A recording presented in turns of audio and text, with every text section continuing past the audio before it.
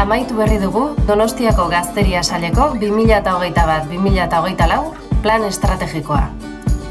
Gazteria Sailaren egitekoa da Donostiako haur, nerabe eta gazteentzat euren bizikalitatean eta gizarte ongizatean eragingo duten sustapen politikak garatzea. Eta testuinguru honetan, 2020ko udazkenean plan estrategikoaren garapenari ekin diogu.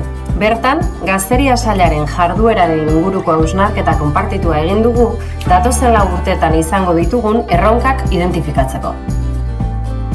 Alde batetik, Gazteria lantaldearekin bildu gara, etorkizuneko erronken inguruan aritu eta Gazteria lantaldearen misioa, bizioa eta balioak definitzeko. Bestalde, hausnarketa taldea osatu dugu Gazteria lantaldeko partaideekin, Donostiako sail eta erakundeetako arduradun eta teknikariekin, eta Gazteria alorreko Gipuzkoa eta Euskadiko eragileekin, egindako lana osatu eta aberasteko. Emaitza gisa, 4 erronka definitu ditugu. Lantaldea sendotzea, haur, nerabe eta gazteen sustapenean eragitea, zeharkakotasun kultura lantzea eta posizionamendua hobetzea. Ikasturte berriarekin batera, partaidetza prozesu berria jarri dugu martxan.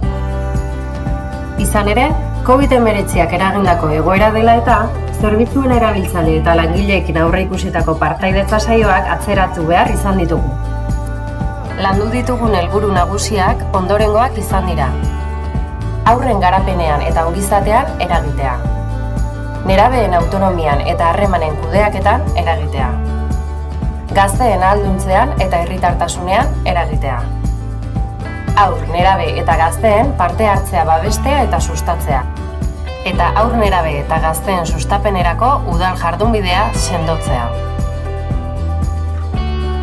Lehen saioa hausnarketa taldearekin egin dugu, eta Donostiako haur, nerabe eta gazteen zerbitzuetako 40 langile bildu gara bertan.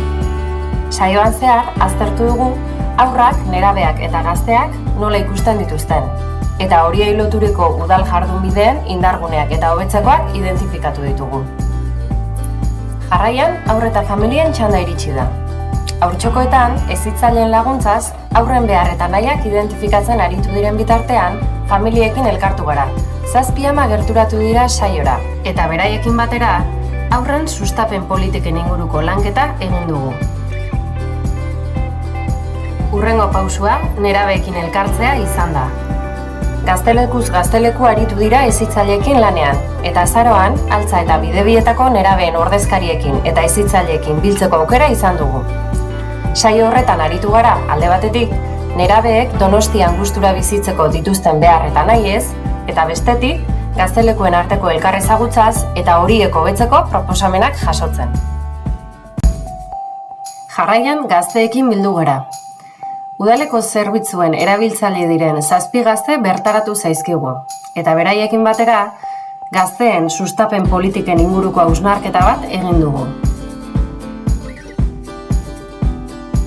Azkenik, topaketa hauetatik ateratako informazioa eta proposamenak txukundu ditugu, eta hausnarketa taldearekin bildu gara guzti hauek osatu eta aberasteko. Une honetan, Donostiako Gazteria Sailari dagokio, urteterdi honetan definitutako erronka, helburu eta ekintzei heltzea, aurrera begira, urratsez urrats, haur, nerabe eta gazteen sustapen politikak garatzeko.